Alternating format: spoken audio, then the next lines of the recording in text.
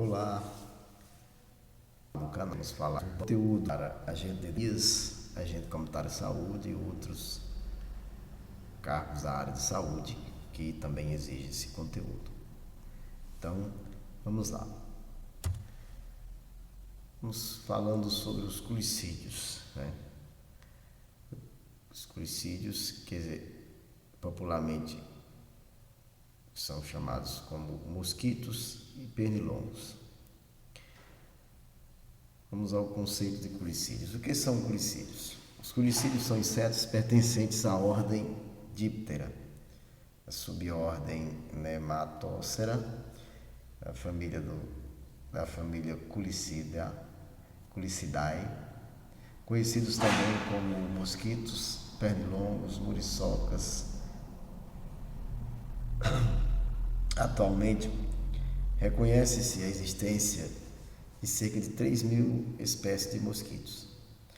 Os culicídios recebem atenção especial desses 3.000 devido a seu hábito hematófago, por meio do qual esse hábito se tornam importantes vetores de doenças como dengue, febre amarela, malária, filarioses, encefalites, entre outras arboviroses.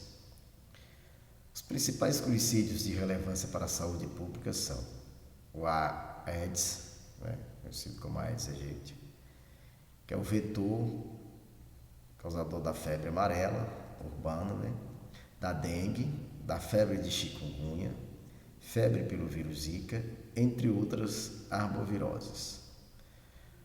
O culicídio Anopheles é o vetor causador da malária. O culicídio Culex é o vetor causador da filária, vírus do Nilo Ocidental e de outros arbovírus. Temos também o Haemococcus, que é o vetor da febre amarela silvestre. O Aedes aegypti, atualmente, esses culicídios, que são hematófagos, eles são encontrados em todos os estados brasileiros. O Aedes aegypti adulto é o principal transmissor da dengue, da chikungunya e da febre amarela urbana. Ele é escuro, com faixas brancas nas bases dos segmentos tarsais, e com um desenho em forma de lira no mesonoto, ou seja, no dorso. Os ovos são depositados pela fêmea individualmente nas paredes internas dos depósitos, que servem como criadouros próximo à superfície da água.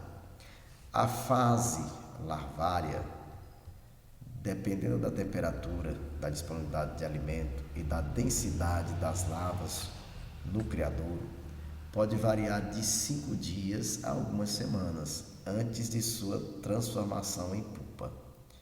As larvas passam a maior parte do tempo alimentando-se principalmente de material orgânico acumulado nas paredes e no fundo dos depósitos.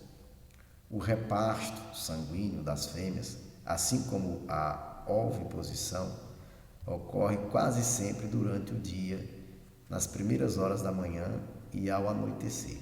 A fêmea, grávida, é atraída por recipientes escuros ou sobreados, com superfície áspera, nos quais deposita os ovos.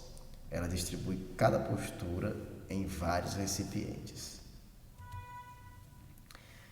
E aqui nós temos o ciclo de vida do Aedes aegypti. No primeiro momento ele tem o ovo, que pode durar mais de 1 ano fora d'água. E aí a fêmea deposita os ovos nas paredes dos recipientes. E nós temos 2 fases que são aquáticas, que é a fase da larva e a pupa, que é o ovo aqui, que ele pode ficar até 1 ano fora d'água. Já no ambiente aquático, nós temos a larva e até chegar a fase no qual denominamos pupa, né? E o tempo total de vida do inseto adulto, que é o alado, é de, em média, 30 dias. Podemos ver aqui uma imagenzinha do mosquito Aedes aegypti. Apenas as fêmeas necessitam de sangue para a maturação dos ovos, né? Uma única inseminação é suficiente para tornar a fêmea fértil e produtora de ovos durante toda a sua vida. Ela é atraída por recipientes escuros ou sombreados. Gosta de viver no meio urbano. Por que está falando?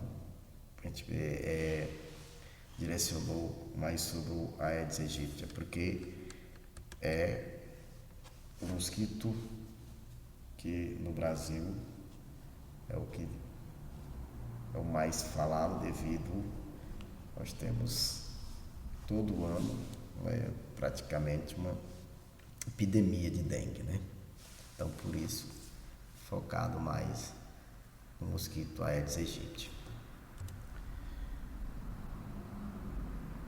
Controle de vetores e pragas urbanas, né? Para ter esse controle, várias medidas podem ser desenvolvidas para o controle de pragas, ou seja, tanto em saúde pública ou na agricultura. Tais ações devem, sempre que possível, ser colocadas em prática da maneira mais racional, na perspectiva de evitar ou minimizar maiores danos. Os tipos de controle são: nós temos o controle mecânico, ambiental, controle biológico, controle químico e controle legal. O conceito de manejo integrado de pragas, atualmente chamado de controle integrado, trata-se de um sistema que reúne todas as técnicas de controle convenientes e compatíveis entre si para reduzir a população de um inseto nocivo, a fim de manter essa população abaixo do nível de incômodo. Lost, 1966. O controle mecânico ambiental, né? Continuando. Nós temos as práticas para esse controle mecânico ambiental. Quais? Disponibilizar a rede de abastecimento de água, prover as edificações de sistemas de drenagem eficientes, desenvolver materiais de construção adequados, ou seja, antivetorial, remoção de recipientes potenciais dos domicílios e disponibilizar a coleta de resíduos sólidos. Essas são práticas para que possa ter um controle mecânico ou ambiental. No controle biológico, nós temos o controle biológico através de bactérias. Eles são um dos organismos mais utilizados nessa modalidade de controle, que é a bactéria, devido à sua facilidade de produção em massa. Não há a colonização do corpo da larva, nem causam doenças infecciosas, mas uma intoxicação por proteína por elas liberadas. O método Wolbachia consiste na inoculação da bactéria, de mesmo nome dos mosquitos, ou seja, colocada essa bactéria, a bactéria Wolbachia no mosquito, para impedir que o vírus da dengue, zika, chikungunya e febre amarela se desenvolva dentro dele, impedindo a transmissão das doenças. A ideia é que, com a reprodução dos mosquitos inoculados, reduza gradativamente a população dos transmissores com os vírus. Ou seja, o que é feito aqui com esse método? É colocado a bactéria, né? Essa bactéria Wolbachia no mosquito. Esse mosquito é solto em determinada região. E esse mosquito, com essa bactéria, vai reproduzir com os mosquitos locais, transmitindo essa bactéria e fazendo com que os demais mosquitos, os mosquitos locais, não na sua reprodução sejam infectados por essa bactéria e não vai haver, né, como diz aqui, há o impedimento que o vírus da dengue, o vírus da zika, do chikungunya, febre amarela se desenvolva dentro do mosquito, né? Então, essa é a função do método. E temos resultados eficazes, né? Como podemos ver aqui, dados de 2020 da cidade de Niterói, no Rio de Janeiro, mostraram que houve redução de 69% na incidência de casos de dengue e 56% nos casos de chikungunya, em áreas que receberam os vópitos, né? Esses resultados são corroborados por dados de um estudo controlado realizado em uma cidade da Indonésia, que concluiu que áreas onde foram liberados mosquitos com Wolbachia, que é com a bactéria Wolbachia, tiveram uma redução de 77% no número de casos de dengue e de 86% nas hospitalizações causadas pela doença.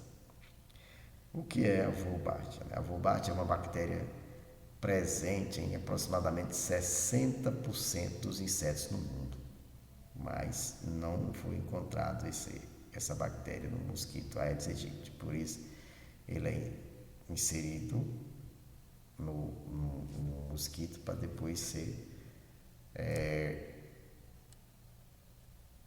digamos, reproduzidos nos demais, nos mosquitos locais, biologicamente, né? Outra modalidade que tem apresentado progressos são os larvicidas, que interferem no sistema endócrino do mosquito, composto por uma substância sintética que atua analogicamente aos hormônios dos insetos, denominado hormônios juvenis, também chamado de regulador de crescimento, ou seja, larvicidas, né, eles impedem que a larva se desenvolva, né? Eles impedem o processo de crescimento da larva. Ou seja, o produto inibe o crescimento do vetor e permite um controle maior de larvas, reduzindo ainda mais os riscos de intoxicação e contaminação. É outro método, outra modalidade do controle biológico.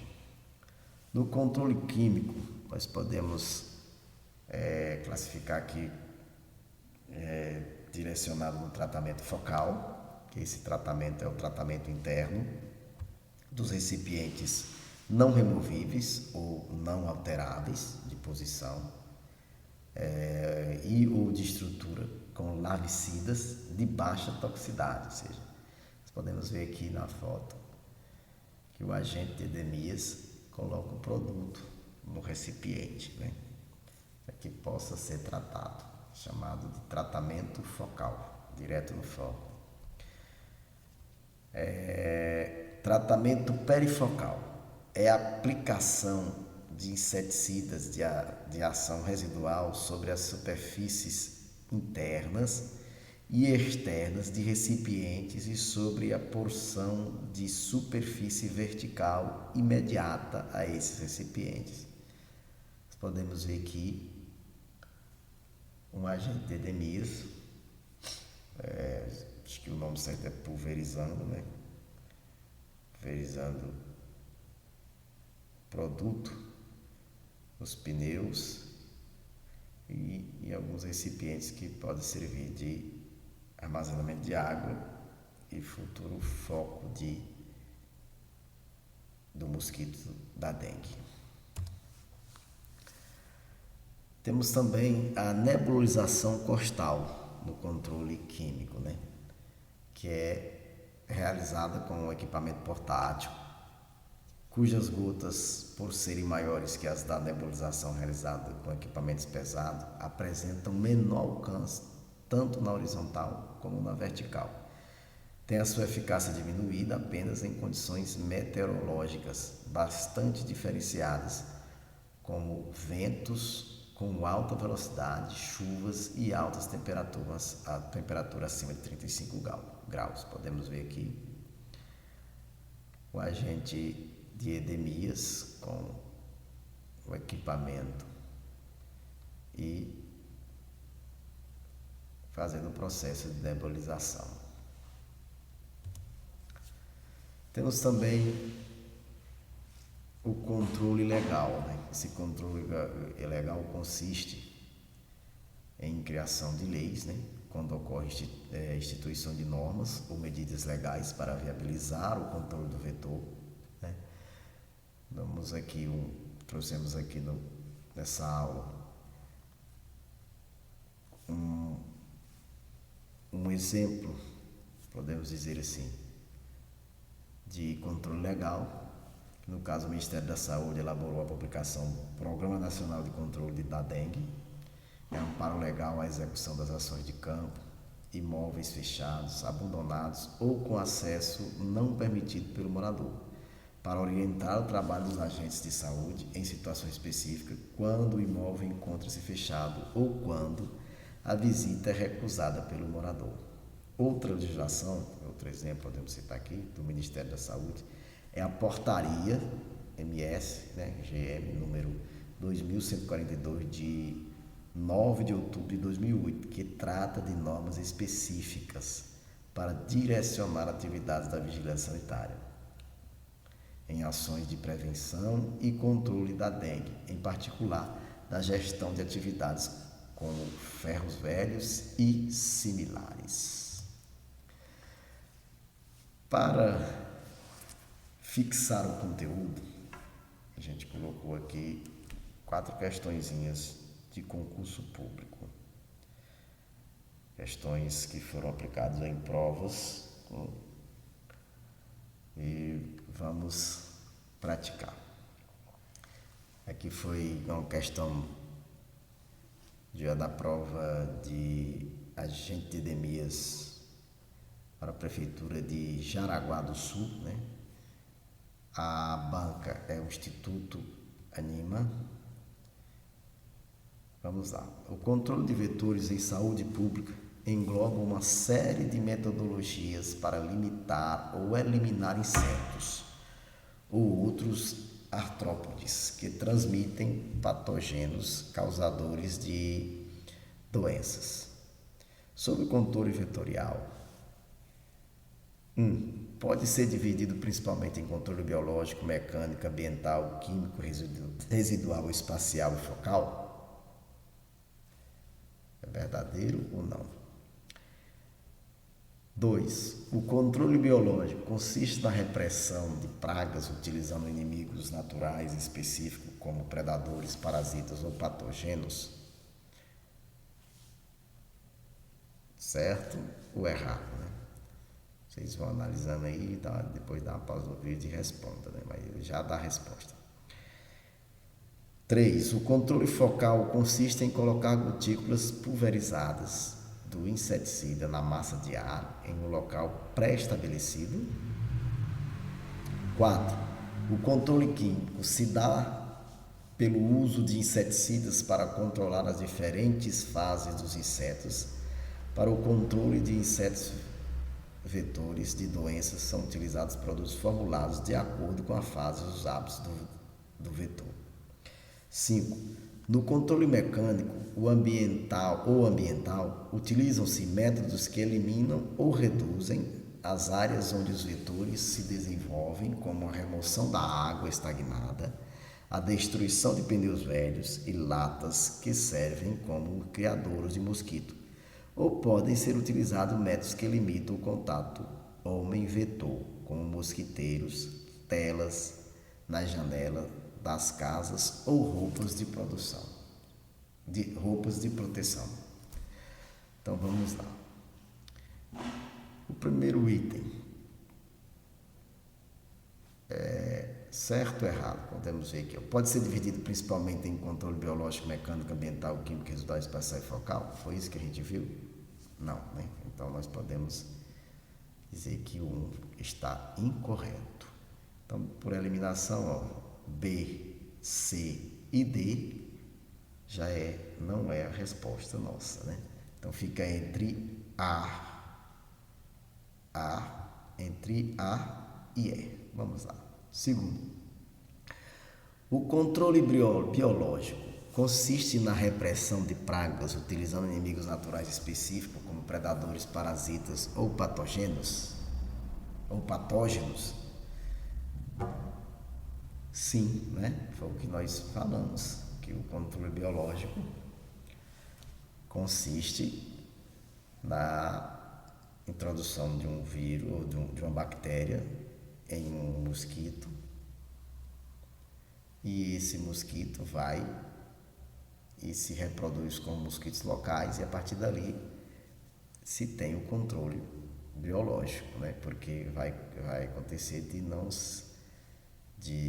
vai acontecer o impedimento do desenvolvimento dos vírus da dengue ou das demais arboviroses nesse mosquito. Então, o 2 está correto. O 3, o controle focal consiste em colocar gotículas pulverizadas de inseticidas. Não, nós já podemos eliminar aqui o 3, porque nós não falamos sobre controle focal, não é um dos controles, né? O 4, o controle químico. Se o 3 está errado, nós vamos por eliminação.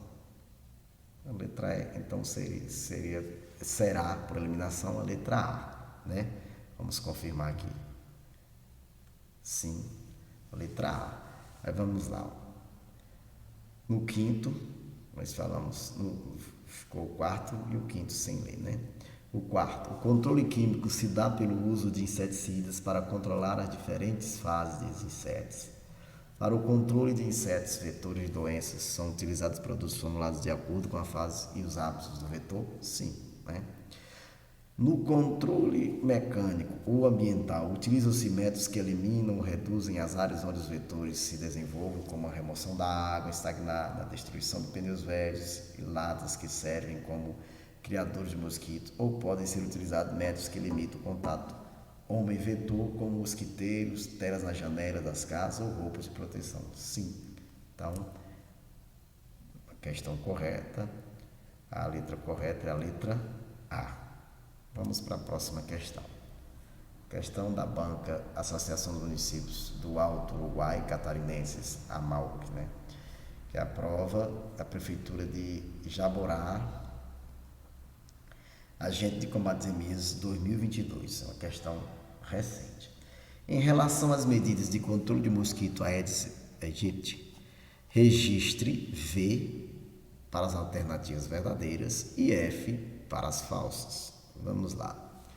O controle químico pressupõe o uso de produtos químicos para controlar, mas nunca eliminar o mosquito. Deve ser sempre o primeiro método a ser empregado.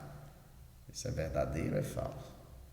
O controle mecânico compreende técnicas simples e eficazes, porém com resultados permanentes, pois envolve ações de saneamento básico e educação ambiental.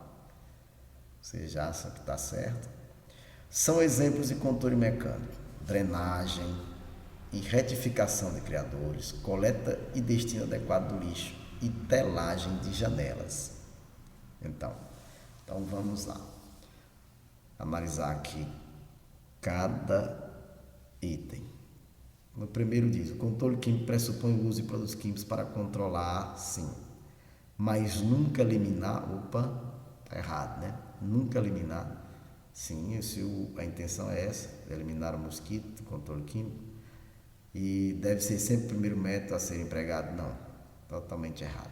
Então, a primeira é F. Nós podemos, por eliminação, eliminar a B, a letra B, a letra C e a letra D. Então, ficou A e E, novamente, para ser analisado. Uma das duas está correta. Vamos lá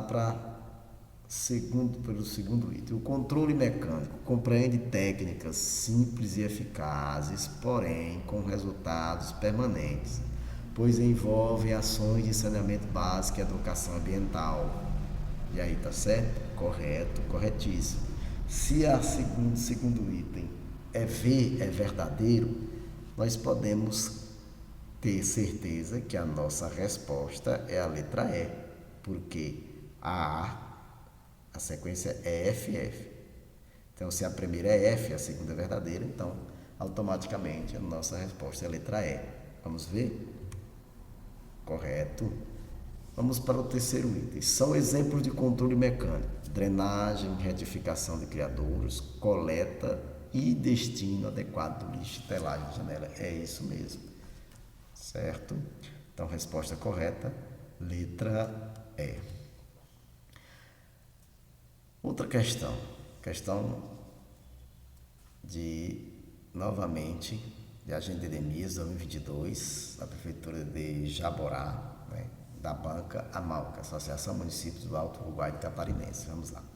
Sobre as visitas domiciliares, marque a alternativa correta. Letra A. A presença regular dos agentes de combate à endemia nas residências em áreas prioritárias não deve ser uma medida para a promoção de informações que visem o controle da dengue? Certo ou errado? Errado, né, pessoal? Porque consiste a medida e promoção de informações. Aqui diz que não, né? Letra B. A visita domiciliar pressupõe a participação da população na adoção de cuidados para a eliminação dos criadouros. Vamos ler de novo. A visita domiciliar pressupõe a participação da população na adoção de cuidados para a eliminação de criadores. De imediato, a gente pode dizer que essa questão está correta, mas vamos ver se não tem a mais adequada, né? Mas essa letra está correta, letra B. Vamos para a letra C. A visita domiciliar não deve ter caráter educativo, pelo contrário, deve sim ter caráter educativo, então C também está errada. Letra D. As visitas domiciliares não necessitam de ações de planejamento, preparação e organização de atividades? Claro que necessita. Necessita de ações de planejamento e também de preparação e organização das atividades. Então, a letra D também está errada.